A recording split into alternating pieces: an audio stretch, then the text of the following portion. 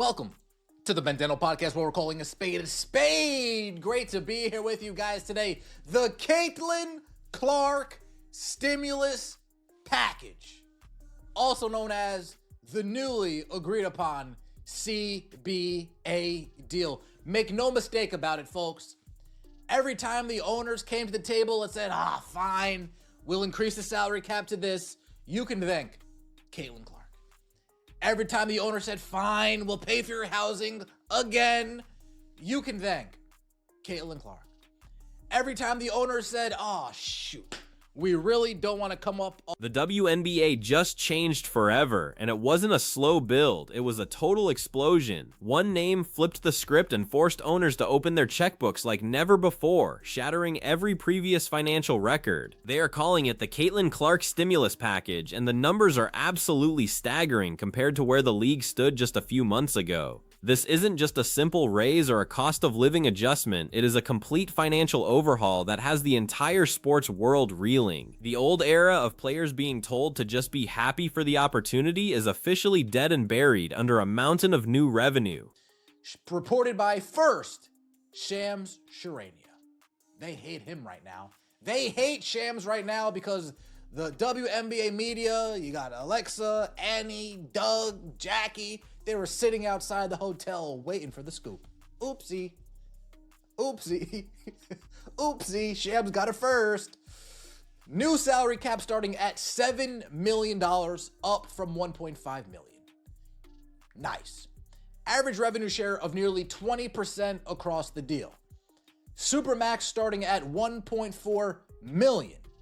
Average salary in the range of $600,000. Every time an owner sat down at the negotiating table and finally agreed to a higher salary cap, there was one specific reason behind the move. Every time they stopped fighting over basic housing costs and agreed to pay up, the shadow of CC22 was looming over the entire room. The players didn't just walk in and ask for more money. They pointed at the sold-out arenas and the record-breaking television ratings and demanded their fair share. The leverage has shifted so violently that the owners had no choice but to fold on points they had ignored for decades. It is a new world where the players finally hold the cards. Revenue share of nearly 20% across the deal. Supermax starting at $1.4 million. Average salary in the range of $600,000, minimum above $300,000. Let's just take a second and compare it to where we started at. We started, the owners, $5.5 million, the players, $9.5 million. Nearly met in the middle to me. Players coming down a little bit more, right? Average revenue share of nearly 20% across the deal. Owners wanted 15%. Players wanted 30%.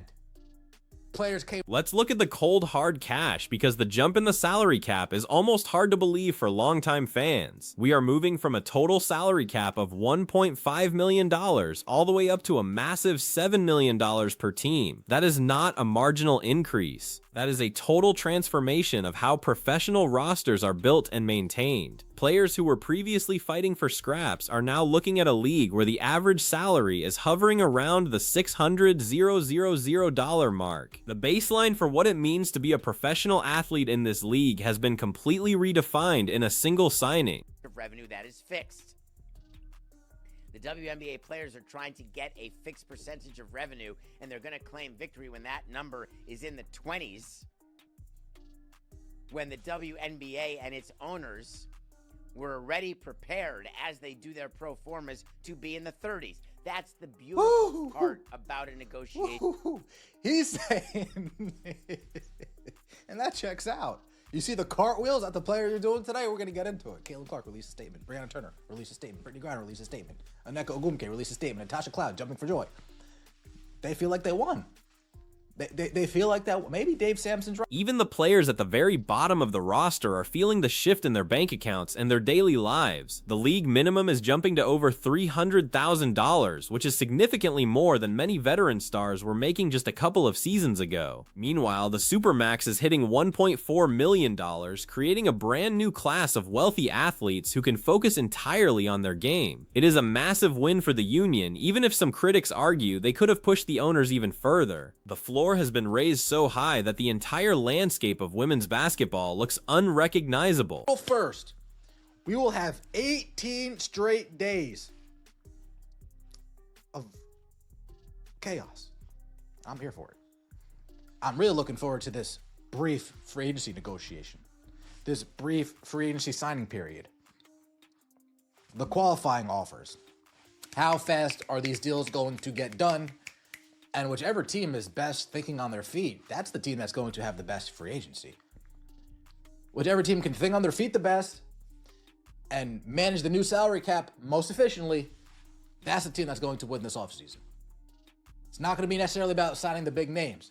The real battleground of the entire negotiation was the revenue share, and the details coming out of the room are wild. The players walked in demanding 30% of the total pie, while the owners tried to lowball them at a measly 15% to protect their margins. They eventually settled on a deal that lands right around 20% across the board for the duration of the agreement. On paper, it looks like a massive victory for the players who stood their ground and refused to blink. But there is a darker theory floating around that suggests the owners might be the ones laughing all the way to the bank. Kelsey Plum, Kyle Copper, Kelsey Mitchell, Sophie Cunningham, both free agents, unrestricted. I'm telling you right now, I think Sophie's going to ask for a bag. I think so. Kelsey Mitchell's going to ask for a super duper max. I don't know if I'd give that to her. I'd rather spend that money elsewhere personally. Damaris Dantis, DeWanna Bonner, Bree Turner. Yeah. Like I told you, they were mad at Shams Charania for breaking this message. A group of reporters literally camped outside of the offices where CBA negotiations took place, and this guy still got the details first.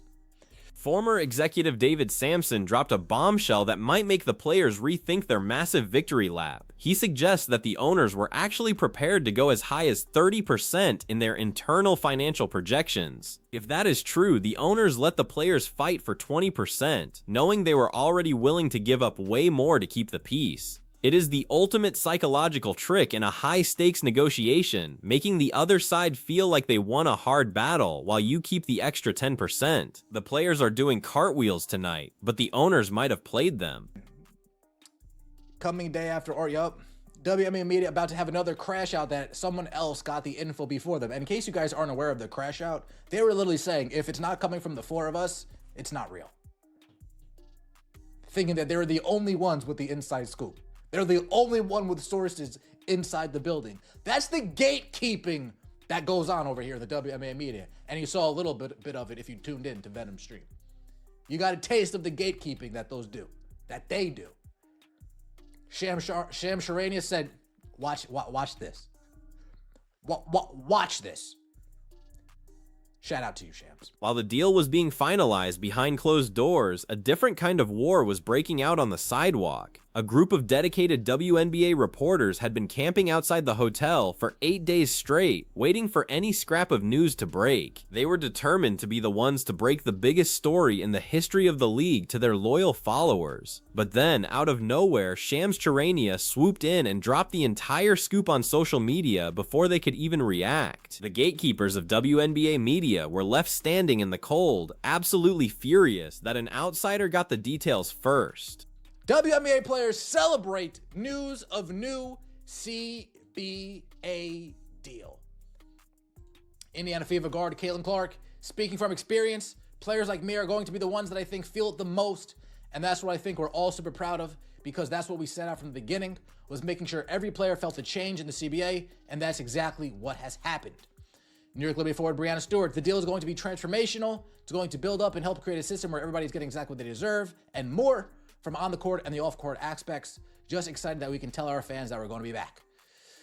Brianna Turner, Indiana Fever, ex-forward, Brianna Turner. I truly didn't recognize. The reaction from the established WNBA media was nothing short of a total crash out moment on social platforms. They were literally telling fans that if the news didn't come from their specific group of 4 or 5 reporters, it simply wasn't real. They tried to claim exclusive rights to the inner workings of the league, but Shams did not care about their unwritten rules or their seniority. He showed that when the money gets this big, the old school gatekeeping simply does not work anymore. The league is now global news, and the local beat reporters are struggling to keep up with the new pace of information. Even Caitlin Clark herself could not hide her pride when she spoke about the impact of the new agreement on her peers. She mentioned that players like her are going to feel the change most significantly, but the goal was always bigger than one person. She wanted to make sure every single player, from the end of the bench to the global superstars, felt the impact of this new financial era. It is a rare moment where a rookie's mere presence has directly put millions of dollars into the pockets of her teammates and rivals. She isn't just a player anymore, she is an economic force the league has never seen. Superstar Breanna Stewart did not hold back either, calling the new deal transformational for everyone involved in the sport. She sees this as a new system where players finally start getting exactly what they deserve for their hard work on and off the court. It is about more than just the base salary. It is about the off-court opportunities and the respect that comes with a multi-million-dollar contract. The message to the world is clear. The WNBA is no longer a side project or a charity case for the NBA. It is a booming business, and the players are finally getting their fair share of the massive profits. Brianna Turner shared a more personal side of the grueling negotiation process that most fans never get to see. She admitted that she did not truly recognize the sheer dedication and time it takes to build these relationships and listen to every union member. The process was eye-opening, showing the internal struggle to get hundreds of different players on the same page for a common goal. Advocacy isn't just about shouting for more money on social media. It is about the grueling hours spent in boardrooms fighting for the future. It was a true honor for her to represent the past, present, and the future. The phrase "standing on business" has become the unofficial motto of this new CBA deal across the entire league. Players like Lexi Brown and Alicia Clark are celebrating the fact that they did not blink when the owners tried to keep the status quo. They knew their value had skyrocketed thanks to the new ratings, and they refused to accept the old excuses about why there wasn't enough money. Even if they did not get the full 30% revenue share they wanted, the jump they did get is enough to change lives forever. They played the long game and came out with a deal that would have seemed impossible. The vibes across the league are at an all-time high right now, with players reacting in the most relatable and joyful ways. Erica Wheeler even joked about playing Kendrick Lamar's hit song to celebrate the massive news of the signing. There is a deep sense of relief that the struggle for basic amenities like charter flights and fair housing is finally moving into the rearview mirror.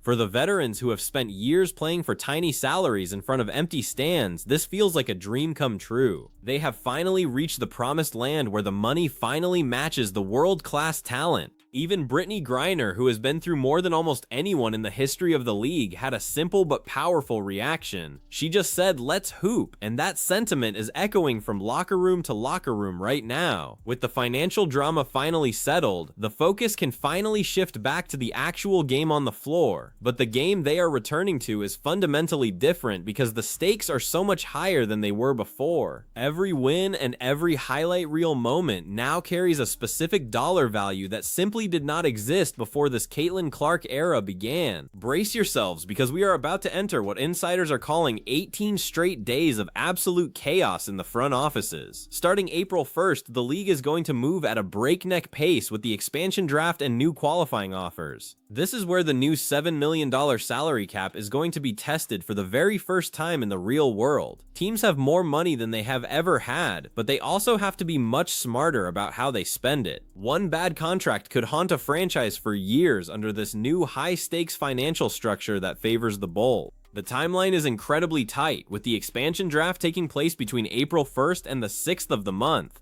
Immediately after that, teams only have a 48-hour window for qualifying offers before the free agency negotiation period begins in earnest. It is going to be a whirlwind of phone calls, secret meetings, and massive contract offers flying across the league at all hours. The teams that can think on their feet and manage this new $7 million cap efficiently are the ones who will dominate. It is not just about signing the biggest names, it is about building a perfectly balanced roster. The signing period officially kicks off on April 12th and runs through the 18th, right before training camp begins for the year. We are going to see some of the biggest names in basketball hitting the open market as unrestricted free agents for the first time. Think about the possibilities. Aja Wilson, Breanna Stewart, and Kelsey Plum could technically go anywhere they want for the right price. The power has shifted into the hands of the elite players who can now now command salaries that were once reserved only for the men. The race to secure these superstars is going to be a total bloodbath. One specific name to keep an eye on during this free agency frenzy is Sophie Cunningham, who is expected to ask for a massive bag. She has become a major fan favorite and a key piece of her team's identity, and she knows the market has changed in her favor. Then you have players like Kelsey Mitchell, who could be looking for a super duper max deal to stay put. Whether or not teams are actually willing to pay that kind of money remains the biggest question of the offseason. It is a gamble. Do you spend it all on one star, or spread it out to build a deeper, more resilient team? The smartest teams are not necessarily going to be the ones who sign the most famous players to massive deals. They are going to be the ones who find quality role players at a reasonable price that fit their specific offensive and defensive systems. With the cap exploding to $7 million, there is a massive temptation to overpay for mid-level talent just because the cash is finally available. But the teams that win championships are usually the ones that find the hidden gems and value contracts. Front offices are under more pressure than ever to prove they can handle these new massive budgets. We cannot ignore the cultural shift that is happening alongside the financial one as the league grows up. The gatekeeping in WNBA media that we saw during the sham scoop is a clear sign of a league that is outgrowing its old skin. For a long time, the WNBA was a small, tight-knit community where everyone knew everyone else's business. But the Caitlin Clark effect has blown those doors wide open, bringing in a massive new wave of fans and national media attention. Some of the old guard are struggling to accept that they do not own the narrative anymore, but that is the price of success. There is one more twist in the upcoming season that fans need to be prepared for as they look at the schedule. There is going to be a slight pause in the action around late August for the FIBA World Cup games taking place. It is a brief moment for everyone to catch their breath before the season resumes and heads toward the most watched playoffs in history. The momentum from this new CBA deal is going to carry through the entire summer, making every single game feel like a major televised event. It is going to be a hot, high-stakes summer of basketball that changes the sport forever. This isn't just a one-time spike in pay. This is the brand new normal for the WNBA and women's professional sports. The league has finally proven that there is a massive market